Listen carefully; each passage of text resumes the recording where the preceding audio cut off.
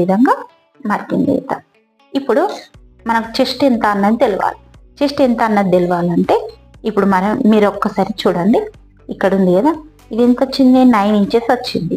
Deep neck అంటే 9 inches కానీ 10 inches కానీ 11 ఇంచెస్ కానీ ఉంటే అవి మనకు డీప్ నెక్ల కింద వస్తాయి.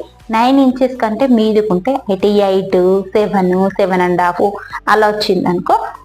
9 ఇంచెస్ కంటే మీదికి ఉంటే అవి మనకు హై నెక్ మీదకి వస్తాయి. 9 ఇంచెస్ కంటే కిందికి ఉంటే అవి మనకు డీప్ నెక్ల కింద వస్తాయి. ఈ డీప్ నెక్ల కింద వచ్చినప్పుడు ఇది 9 ఇంచెస్ కాబట్టి ఇది డీప్ నెక్.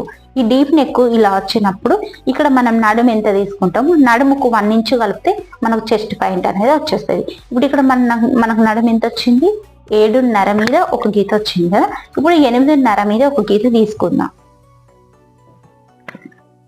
చూడండి, 8.5 మీద ఒక గీత ఇక్కడికి మార్కింగ్ చేద్దాం.